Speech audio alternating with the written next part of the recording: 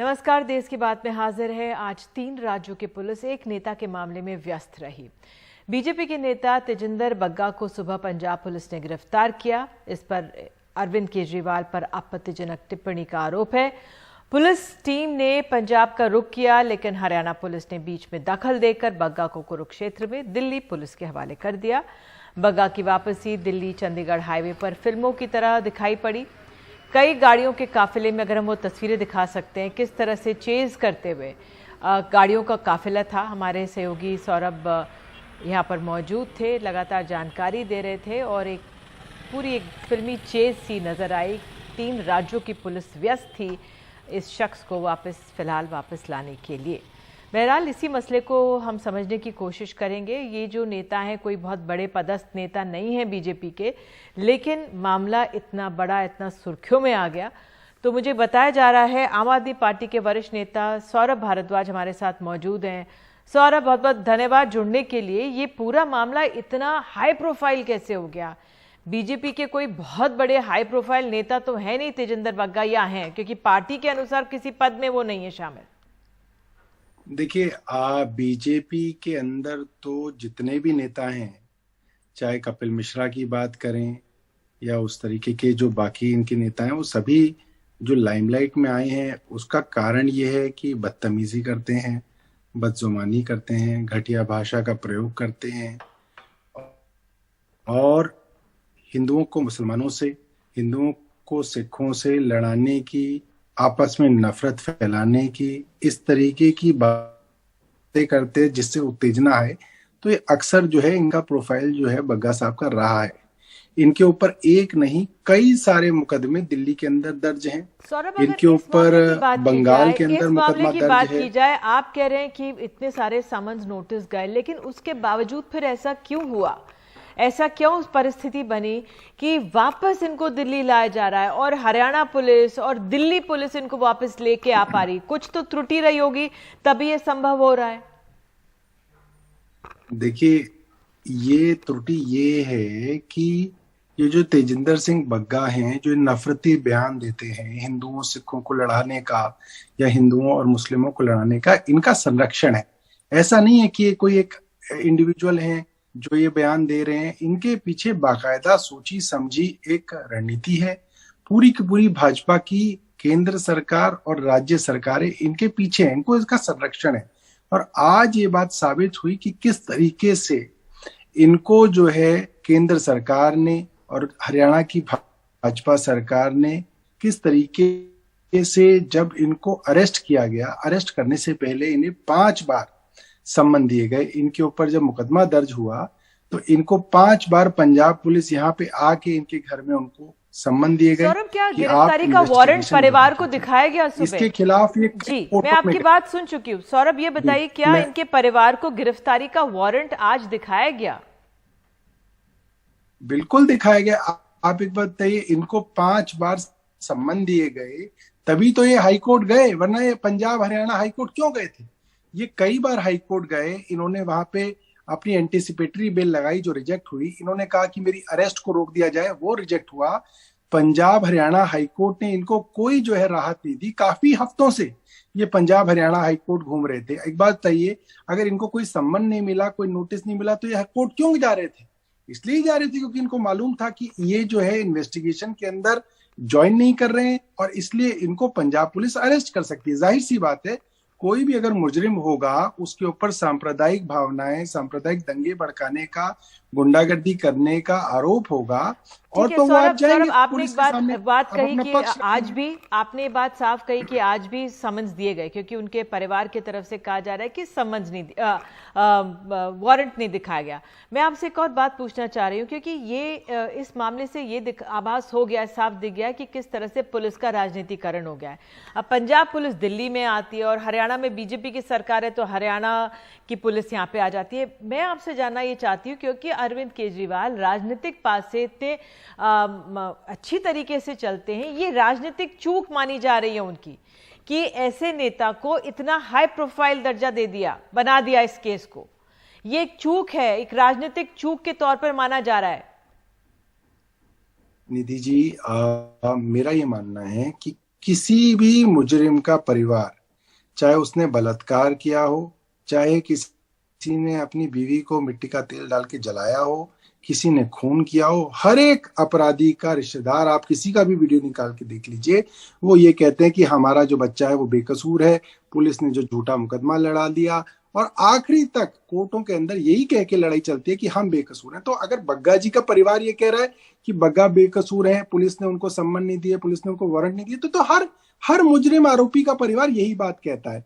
अब समस्या ये आती है कि क्या तेजिंदर सिंह बग्गा जैसे एलिमेंट्स को क्या पुलिस छोड़ दे? अगर ये नफरत फैलाते हैं और ये समाज के अंदर दंगे फैलाते हैं, तो क्या इस तरीके के लोगों को छोड़ दिया जाए कि ये आगे भी इस तरह से नफरत फैलाई जाए, या इन लोगों के ऊपर कोई कार्रवाई की जाए? मुझे तो खुशी है कि इस बार जो है पंजाब पुलिस ने इनके ऊपर कार्रवाई की है, और इस तरीके की जो भी लोग होंगे जो पंजाब के अंदर नफरत फैलाएंगे, हिंसा फैलाने की कोशिश करेंगे, उन पर कार्रवाई होनी चाहिए। कुछ दिनों पहले 29 अप्रैल को पंजाब के अंदर हिंदू और सिखों के गुट के बीच में झगड़ा कराया गया।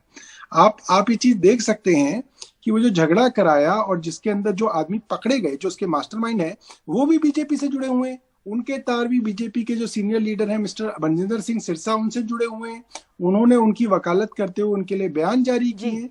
तो ये बीजेपी के लोग अगर पंजाब के अंदर, दिल्ली के अंदर इस तरीके की सांप्रदायिक हिंसा फैलाने की कोशिश करेंगे तो इन्हें सख्ती से निपटा जाएगा। चलिए, ये एक बहुत बड़ा राजनीतिक संदेश है जो अरविंद केजरीवाल देना चाह रहे हैं, और वो आज जिस तरह से पंजाब पुलिस ने कार्रवाई की उससे देखा है। बहुत बहुत धन्यवाद सौरभ शुक्ला जुड़ने के लिए। और जिस तरह से सियासी पासे चले जाते हैं उसमें अरविंद केजरीवाल का ये एक तरह से संदेश है अपने विपक्षियों को। हमारे साथ इस पूरे मामले में उत्तर प्रदेश के पूर्व डीजीपी विक्रम सिंह मौजूद हैं। सर, मेरा पहला सवाल आपसे, पहली बार शायद देख रहे हैं कि एक शख्स को लेकर 3 राज्यों की पुलिस भिड़ गई है, व्यस्त हो गई है। इस त्रिवेणी का संगम जो है ये मैं कम से कम जीवन में पहली बार देख रहा हूं, और बड़ा कष्ट हो रहा है। पुलिस संविधान से चलने वाली मशीनरी है, किसी के प्राइवेट मैनिफेस्टो पे चलने वाली नहीं है। जिस तरीके की त्रुटियां आज हुई है, भगवान न करे दोबारा उसको देखने का मौका मिले, क्योंकि ये स्थिति बहुत भयावह है। निधि जी, पुलिस चलती है और अगर गिरफ्तारी होती है तो सबसे पहले देखें क्या 7 साल से ज्यादा की सजा में वांछित है, 7 साल से कम की सजा में वांछित है, क्या नोटिस दी है इन्वेस्टिगेशन में शामिल होने के लिए, कोऑपरेट करने के लिए नोटिस बताई जाती हैं, दी गई। लेकिन अगर पुलिस दूसरे स्टेट में, दूसरे जनपद में भी जाती है तो संबंधित जो नजदीक का थाना है, जिसका कि ज्यूरिसडिक्शन है, कार्यक्षेत्र है, वहां जाकर के जीडी में अपनी एंट्री कराती है, और अगर किसी कारणवश नहीं करा पाई तो गिरफ्तारी कर सकती है। और इसके कारण अनिवार्यताएं सीडी में अपनी केस डायरी में लिखेगी कि अगर हम तत्परता से न करते तो आरोपी भाग सकता था, गिरफ्तारी कर ले। लेकिन अब जो आती है उसमें कोई विकल्प नहीं है। वापसी में कम से कम थाने में जाकर के जीडी एंट्री करानी होगी। नंबर 2, अगर 30 किलोमीटर से ऊपर का दायरा है तो संबंधित न्यायालय में जाके ट्रांजिट रिमांड लेगी, जो कि नहीं लिया गया, मुझे बताया जाता नहीं लिया गया। तो 2 त्रुटियां बताई जा रही हैं। एक, कि थाने में जाकर के वांछित प्रविष्ट नहीं कराएगी, और जब थाने जाकर के संपर्क करने की बात है तो व्हाट्सएप और एसएमएस नहीं, जाकर के व्यक्तिगत संपर्क करने की बात और जीडी में एंट्री कराने की बात है। पंजाब पुलिस कह रही कि वो गए थे, जाना एक चीज है, जीडी एंट्री हो तो स्पष्ट कर दें। और अगर ट्रांजिट रिमांड भी नहीं लिया तो ये रॉन्गफुल रेस्ट्रेंट और रॉन्गफुल कन्फाइनमेंट के अपराध की श्रेणी में आता है, निधि जी, जिसके लिए दिल्ली पुलिस ने कदाचित शायद किडनैपिंग का मुकदमा भी लिखा है। जी सर, अब पंजाब पुलिस कह रही है कि नोटिस दिया, पंजाब पुलिस दिल्ली थाने में रही, ये कह रहे हैं, लेकिन तेजिंदर के परिवार के पिता कह रहे हैं कि गिरफ्तारी के बाद उन्होंने अपहरण का आरोप लगा दिया है, पंजाब पुलिस पर ही केस दर्ज हो गया है, और इतनी तेजी से जो ये पुलिस कार्रवाई कर रही है जो पहले देखने को नहीं मिला। निधि जी, इसमें कई फॉल्ट लाइन्स है, जैसा कि आपने स्वयं इंगित किया प्रारंभिक संबोधन में। सबसे पहले अगर आप गौर करें कि नोटिस देना तो एक पक्ष है, लेकिन नोटिस के बाद जब आप गए थे गिरफ्तारी करने, बिल्कुल सही, आप अधिकृत गिरफ्तारी करने के लिए, और ऐसे केस में होनी भी चाहिए। लेकिन क्या जो वांछित सावधानियां हैं, थाने जाके जनरल डायरी में थाने की आपने प्रविष्टि, यह उनको सूचित किया नहीं किया, इसका भी प्राविधान है कानून में कि अपनी केस डायरी में लिख लीजिए कि इन कारणों से आप थाने नहीं जा पाए। गिरफ्तारी कर लेते हैं, अच्छी बात, लेकिन कम से कम जाने से पहले थाने में जाकर के ये प्रविष्टि आपको करनी होगी कि आप अमुक व्यक्ति को लेकर के जा रहे हैं, और अगर 30 किलोमीटर से परिधि के बाहर जा रहे हैं तो संबंधित न्यायालय से ट्रांजिट रिमांड लेना चाहिए था। वो दोनों अगर कार्रवाई नहीं हुई तो 5 या 15 नोटिस देना बिल्कुल कोई माने नहीं रखता है, निरर्थक हो जाता है, क्योंकि प्रक्रिया यह तो 100% होती है या बिल्कुल अपूर्ण होती है। वर्तमान परिप्रेक्ष्य में निधि जी अगर 2 कार्रवाई अब नहीं पूरी की गई तो वो अपूर्ण मानी जाएगी। लेकिन ये एक हास्यास्पद स्थिति उत्पन्न हुई कि दिल्ली, हरियाणा और पंजाब पुलिस आपस के अंतर्द्वंद में फंसे हुए हैं, जबकि राष्ट्रीय सुरक्षा के इतने महत्वपूर्ण प्रकरण हम ज्वलंत समस्याएं हमारे पास है। हरियाणा में ही कल आईईडी और विस्फोटक बरामद हुए हैं। इस परिप्रेक्ष्य में तीनों पुलिस बलों को चाहिए आपस में पारस्परिक समन्वय करके कार्रवाई करें, न कि एक दूसरे से प्रतिस्पर्धा के रूप में। बिल्कुल, ये बहुत अहम बात आपने कही। आखिर सवाल आपसे, तो माना जाए हमारी पुलिस का पूरी तरह से राजनीतिकरण हो चुका है? क्यों ना हो निधि जी, आप एक देश की मानी हुई एंकर है, कम से कम मैं आपके सामने अपने हृदय के उद्गार रखूंगा। 1996 में पद्मश्री प्रकाश सिंह जी ने याचिका दायर की सुप्रीम कोर्ट में। 10 साल बाद 2006 में उस पर निर्णय प्रकाश सिंह बनाम भारत सरकार और 7 बिंदुओं के दिशा निर्देश सुप्रीम कोर्ट के आए। आज 2022 आ रहा है, 17 साल होने को आ रहे हैं, चले बहुत पहुंचे कहीं नहीं, क्योंकि पुलिस सुधार के लिए कोई राजनीतिक दल गंभीर नहीं है। व्यक्तिगत वार्तालाप में मेरे राजनीतिक मित्र निधि जी ये कहते हैं, पुलिस सुधार जिस दिन विक्रम सिंह जी लागू हो जाएंगे फिर हम राजनीति छोड़ देंगे। हमारी राजनीति चलती ही ऐसी सड़ी गली पुलिस व्यवस्था पे है, जब पुलिस अधिकारी कर्मचारी हमारे घोषणा पत्र को ही अपना संविधान माने, संविधान को नहीं। तो निधि जी किसको कहें, क्या कहें, जब कुएं में ही अफीम घुला हुआ है। बिल्कुल, आपने हमसे बात की, इसके लिए बहुत बहुत धन्यवाद। और आप सीधे आइए चलते हैं अपने सहयोगियों के पास। हमारे साथ शरद शर्मा जो कोर्ट में मौजूद हैं। सौरभ शुक्ला तो सुबह से ही इस पूरी चेस को कवर कर ही रहे थे और सबसे पहले उन्होंने दिखाया। लेकिन शरद, पहले आपके पास कोर्ट में क्या हो रहा है? क्या तेजिंदर बग्गा पहुंच गए हैं यहाँ पर? कोर्ट में क्या कार्रवाई?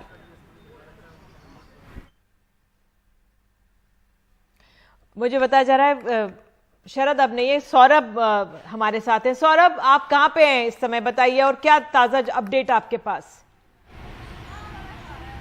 देखिए निधि, हम इस वक्त द्वारका कोर्ट में पहुंच गए हैं और जो ताज़ा जानकारी है वो बता दें दर्शकों को कि क्योंकि कोर्ट का वक्त हो गया है, कोर्ट अब नहीं बैठी है, तो तेजिंदर पाल सिंह बग्गा को रात 9 बजे के करीब जो ड्यूटी मेट्रोपॉलिटन जज हैं, ड्यूटी MM हैं, उनका नाम है स्वयं सिद्धा त्रिपाठी, उनके घर पर, गुड़गांव में वो रहते हैं, उनके घर पर तेजिंदर पाल सिंह बग्गा को प्रोड्यूस किया जाएगा। और चूंकि कोर्ट का वक्त हो गया था, हम बता दें अपने दर्शकों को, क्योंकि द्वारका कोर्ट ने सर्च वारंट दिया था तेजिंदर पाल सिंह बग्गा को। दिल्ली पुलिस की FIR के बेसिस पर दिल्ली पुलिस ने धारा 365 के तहत, किडनैपिंग की जो धारा होती है उसके तहत मुकदमा दर्ज किया था, जिसकी शिकायत तेजिंदर पाल सिंह बग्गा के पिता ने की थी निधि। तो उसके बाद सर्च वारंट किया गया। वही सर्च वारंट लेकर के दिल्ली पुलिस हरियाणा कुरुक्षेत्र पहुंची थी, जहां से कुरुक्षेत्र में हरियाणा पुलिस से तेजिंदर पाल सिंह की बग्गा की कस्टडी लेकर के वो द्वारका कोर्ट पहुंचने ही वाली थी, लेकिन उनको बताया गया कि कोर्ट अब उठ चुका है, कोर्ट का वक्त पूरा हो चुका है। तो ऐसे मामलों में जो ऐसे मामले होते हैं उसमें जो ड्यूटी मजिस्ट्रेट होता है उसे घर पर पेशी होती है। तो तेजिंदर पाल सिंह बग्गा को रात 9 बजे जो ड्यूटी MM है द्वारका कोर्ट की, उनके घर जो कि गुड़गांव में है, वहां पर तेजिंदर पाल सिंह बग्गा को पेश किया जाएगा। और उसके बाद तेजिंदर पाल सिंह बग्गा की लीगल कार्रवाई करने के बाद उनको उनके परिवार वालों को सौंप दिया जाएगा। तो आज की रात तेजिंदर पाल सिंह बग्गा, निधि, उम्मीद है कि अपने परिवार वालों के साथ गुजारेंगे। तो ये ताज़ी जानकारी जो अपने दर्शकों को दे रहे हैं, क्योंकि कोर्ट का वक्त खत्म हो गया था, इसलिए ड्यूटी मजिस्ट्रेट के घर में रात 9 बजे के करीब तेजिंदर पाल सिंह बग्गा को पेश किया जाएगा। बिल्कुल, रात 9 बजे पेश किया जाएगा जज के यहाँ। बहरहाल मुझे बताया जा रहा है शरद शर्मा भी हमारे साथ मौजूद हैं। शरद, आपके पास क्या जानकारी इस मामले में अभी? निधि, लगभग अब मामला समाप्ति की ओर ही है। हम द्वारका कोर्ट में इस वक्त खड़े हैं, जहां पर सब लोग उम्मीद कर रहे थे कि तेजिंदर पाल सिंह बग्गा को लेकर आया जाएगा, यहां पर कोर्ट में पेश किया जाएगा, क्योंकि यहीं से जो सर्च वारंट जारी हुआ था, क्योंकि थाना जनकपुरी में FIR दर्ज हुई थी अपहरण की, तो यहीं पर जो है FIR दर्ज होकर यहीं पे पुलिस आई थी, सर्च वारंट लेके गई थी। और इसी के बिना पर जो है वापस पंजाब पुलिस से, जिनको हरियाणा में रोका गया था, वहाँ से तेजिंदर पाल सिंह बग्गा को वापस अब लेके आ रही है। तो अब जो है लगभग यहाँ पर तो कोर्ट पे तो काम खत्म हो गया है। अब सारी नज़रें जो हैं रात के समय जो ड्यूटी MM हैं उनके घर पे लगी है। और नज़रें भी क्या, अब तो बस केवल एक फॉर्मेलिटी है कि क्योंकि सर्च वारंट जारी हुआ है तो केवल उनको वहाँ ले जाना है और वहाँ से जो जज हैं वो आदेश दे देंगे कि अब इनको उनके घर पर छोड़ दिया जाए, रिहा कर दिया जाए। तो उसके साथ ही ये जो एक अजीब सा चैप्टर शुरू हुआ था जिसके बारे में कभी किसी ने सोचा नहीं था, वो चैप्टर जो है शरद, आपने बोला ये अजीब सा चैप्टर, अगर संक्षेप में एक तरह से राजनीतिक तौर पर ये क्या चूक हुई आम आदमी पार्टी से? अरविंद केजरीवाल बहुत समझ के कार्य करते हैं। देखिए, जो दर्शक अभी देख रहे हैं वो उसे सीधे सीधे समझेंगे ये ऐसा हुआ है कि एक राज्य की पुलिस ने पकड़ा और दूसरे राज्य की पुलिस जाकर छुड़ा के लेके आ गई। तो ऐसा आज तक देखा नहीं गया था, कम से कम हम लोगों ने नहीं देखा और जिनसे हम बात कर रहे हैं उन्होंने नहीं देखा। ये माना ये जा रहा है कि ऐसा करके पंजाब पुलिस की कार्रवाई पर तो सवाल उठ ही रहे हैं कि पंजाब पुलिस ने ऐसी कार्रवाई क्यों की, अगर की थी तो फिर इतनी पुख्ता कार्रवाई करते कि तेंदुलपाल सिंह बग्गा को लेके ही जाते, लेकिन वो नहीं ले जा पाए। इससे ये संदेश तो जा ही रहा है कि कहीं चूक तो नहीं हो गई पंजाब पुलिस से या पंजाब सरकार से, आम आदमी पार्टी सरकार से। लेकिन ये संदेश भी जा रहा है निधि इससे कहीं ना कहीं कि क्या अकेले अरविंद केजरीवाल ही हैं जो इतनी हिम्मत रख सकते हैं कि बीजेपी के नेता को दिल्ली में, दिल्ली पुलिस जहां पर है जो केंद्र सरकार के तहत आती है, बीजेपी सरकार के तहत आती है, तो बीजेपी नेता को उसके घर से जो है अरेस्ट करवा लें। तो ये एक संदेश राजनीतिक तौर पर इससे जाता हुआ जरूर दिख रहा है। लेकिन हाँ, ये एक बहुत अजीब सा मामला है, ये भी कहेंगे एक दुर्भाग्यपूर्ण मामला है। ऐसा नहीं होना चाहिए क्योंकि कहीं ना कहीं इससे एक मजाक भी बनता दिख रहा है कि ऐसा नहीं होता है कि एक राज्य की पुलिस पकड़े, दूसरे राज्य की पुलिस इंटरफेयर करे और तीसरे राज्य की पुलिस जो है छुड़ाकर किसी आरोपी को लेकर आ जाए। बिल्कुल, इस जानकारी के लिए आपका बहुत बहुत धन्यवाद शरद। और बस आगे बढ़ने से पहले हम बीजेपी की तरफ से क्या प्रतिक्रिया है, मनजिंदर सिंह सिरसा उनका क्या कहना है, आइए आपको सुनाते हैं। अरविंद केजरीवाल जो उसके खिलाफ लोग बोल रहे हैं, जो सच्चाई खोल रहे हैं, जो उसके बेनकाब कर रहे हैं उनके झूठों को, उनका मुंह बंद करना चाहता है, उनको डराना धमकाना। वो चाहता है कि बीजेपी का कार्यकर्ता सच ना बोले, उसकी सच्चाई लोगों के सामने ना आए। इसके लिए वो पंजाब पुलिस का दुरुपयोग कर रहा है। और एक सिख मुख्यमंत्री के होते एक सिख को घर से बेइज्जत करके उसके पिता को पीटा जाता है, उसका मोबाइल छीन करके उनके पिता को उसको कमरे में बंद किया जाता है। तेजिंदर बग्गा को बिना दस्तार नंगे सिर पुलिस उठाकर लेकर जाती है। क्या गुनाह है तेजिंदर बग्गे का? आतंकवादी है। अरे 40 बेगुनाह लोग पंजाब के अंदर गैंगस्टरों ने मार दिए, जिसके अंदर अंतरराष्ट्रीय कबड्डी खिलाड़ी तक हैं। पुलिस कुछ ना कर पाई, पुलिस दिल्ली में डेरे लगाए बैठी है। तो आरोप प्रत्यारोप का दौर जारी है और छोटा सा हम लोग एक ब्रेक ले रहे हैं, तुरंत लौटेंगे। बने रहिए देश की बात के साथ।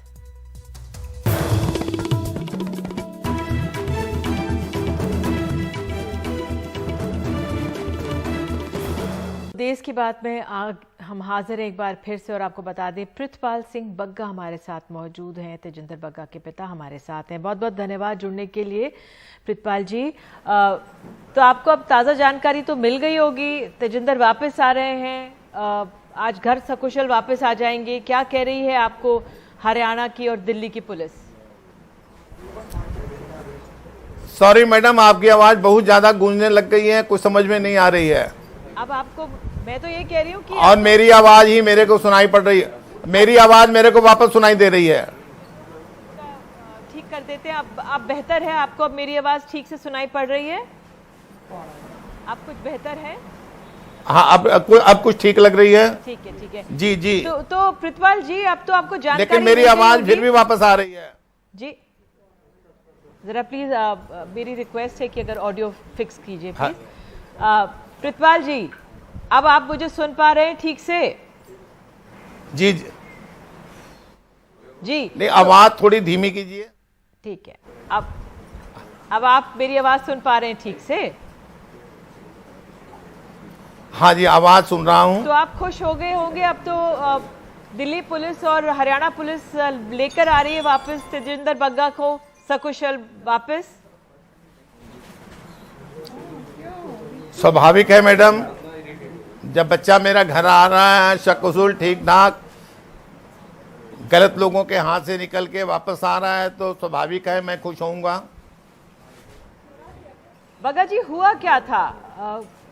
आम आदमी पार्टी कह रही है समन्स दिए गए, 5 समन्स दिए गए, फिर भी नहीं गए तो हिरासत में लेना पड़ा। मैं मान लेता हूं आपकी बात, लेकिन गिरफ्तारी का कोई वारंट होता है, गिरफ्तारी का कोई प्रोसीजर होता है। मान लिया तजिंदर ने गलती की होगी, नोटिस का जवाब नहीं दिया गया होगा, इसके बारे में मेरे को जानकारी नहीं है। लेकिन ये बताइए कि इसका मतलब ये थोड़ी है कि बिना सूचना के या बिना किसी नोटिस के या बिना आप गिरफ्तारी वारंट के घर में घुस के उठा के ले जाएं। सुबह हुआ क्या था, जरा बताइए हमारे दर्शकों को। सुबह हुआ यूं कि मेरे घर का दरवाज़ा नॉक हुआ, 2 सज्जन घर दरवाजे पे खड़े थे। मैंने उनका वेलकम किया, अंदर किया, अभी बातचीत करने लगा था तो इतने में बाहर से और लोग दरवाज़ा खोल के इंटर करने लग गए। लगभग 15 लोग घर के अंदर इंटर कर गए और उन्होंने तजिंदर को घेर के पकड़ लिया और खींच के ले जाने की कोशिश की। तजिंदर ने इतराज़ किया। तजिंदर ने कहा क्या बात है, क्यों मुझे ले जा रहे हो? तो कहा कुछ नहीं, तुम हमारे साथ चलो, तुमको मेरे साथ चलना होगा। तजिंदर ने कहा कि आप कम से कम मेरे को इतना समय दे दें कि मैं पगड़ी बांध लूँ। उन्होंने उसका मौका नहीं दिया, वो उसको खींचने लगे। इस दरमियान मैं अपने रूम में गया, मैंने अपना फ़ोन उठाया और उनकी वीडियो बनाने की कोशिश की। जब मैं वीडियो बनाने के लिए फ़ोन ऑन कर रहा था तो एक सज्जन आए, वो मेरे को वापस धक्का देके कमरे में ले गए। उन्होंने मेरे से फ़ोन छीनने की कोशिश की। जब मैंने देने की कोशिश नहीं छीनने दे रहा था तो उन्होंने मेरे मुंह के ऊपर राइट साइड में पंच मारा। उसके बाद मेरे गले और कंधे के ऊपर हाथ मार के मेरे को बिठा दिया। फिर उसके बाद उन्होंने मेरा फ़ोन छीन लिया और वो बाहर आ गए। तजिंदर को घसीट के वो लोग बाहर चले गए और जब मैं बाहर गया तो देखा कि लगभग 15 गाड़ियां खड़ी हैं और लगभग 50 व्यक्ति जो 200-250-300 मीटर के दायरे में फैले हुए हैं वो खड़े हैं। उन्होंने एक गाड़ी में इसको डाला और साथ ले गए। बग्गा जी, आपने शुरुआत में कहा कि हो सकता है तेजिंदर से गलती हुई हो सकता है उसको समन्स आए हो, आपको इसके बारे में पता नहीं, लेकिन जो ये लोग आए थे पंजाब पुलिस के, ये पता था कि पुलिस के ही लोग हैं, पंजाब पुलिस के ही लोग हैं?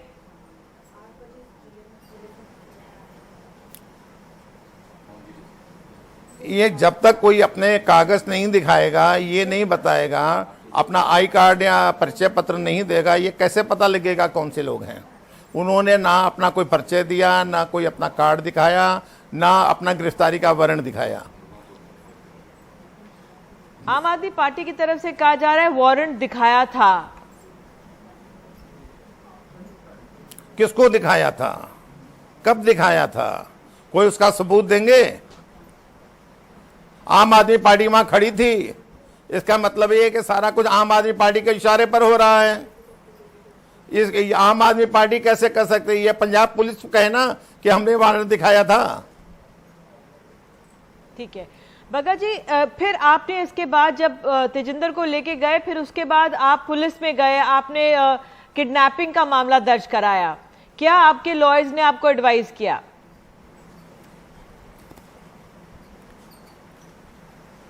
नहीं, लॉयर ने क्या एडवाइस किया, लॉयर से मेरी उस समय तक बात नहीं हुई थी। मैं इतना जानता हूं कि आप बताइए ना, आपके घर में कोई अचानक घुसता है, उठाता है, लेके चल देता है।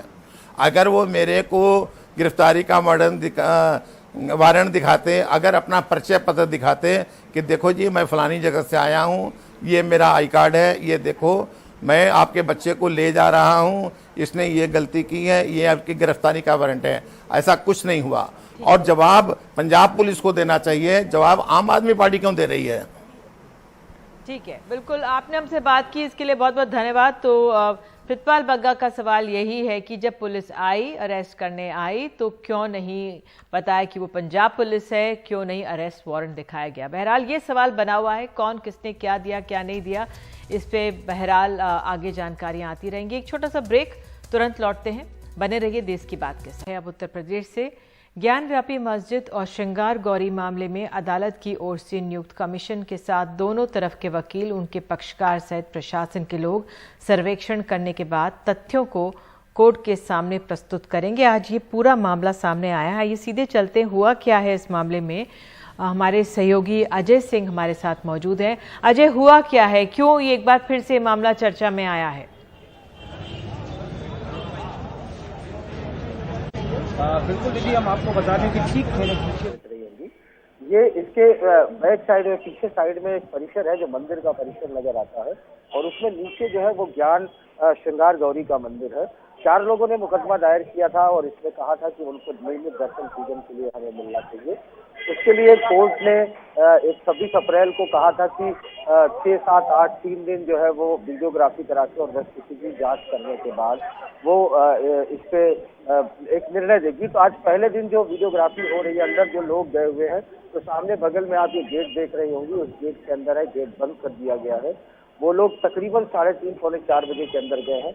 तो साथ दोनों पक्ष मिला करके और पत्रकार मिला के तकरीबन 30 लोग हैं, प्रशासन के सहित लोगों को लेकर के वो अंदर है। और अगर हम इधर दिखाएं तो आप देख सकते हैं कि मुस्लिम समाज की बड़ी संख्या में लोग आज यहाँ दिन भर आए और यहाँ पर उपस्थित रहे। पुलिस के भी बड़े तैनात है, पुलिस बल यहाँ बड़ी संख्या में तैनात है। और इन चीजों को लेकर के अगर हम आपको बताएं और एक लाइन में अगर हम इसको ये बताएं कि आज का माहौल कैसा था पूरे दिन और उसे कैसे किया गया, एक लाइन में अगर हम बताएं तो आप ये कह सकती हैं कि पूरे दिन जो है एक तरीके का संशय, डर, भय और अविश्वास की चादर फैली रही। तरह तरह की अफवाहें भी उड़ती रही लोगों के मन में और ये अंदर तक घर कर गया है। इसका क्या नतीजा आएगा ये कहा नहीं जा सकता, लेकिन फिलहाल अभी ये मामला चल रहा है। बिल्कुल अजय, इस जानकारी के लिए आपका बहुत बहुत धन्यवाद। एक छोटा सा ब्रेक, बने रहिए देश की बात के साथ।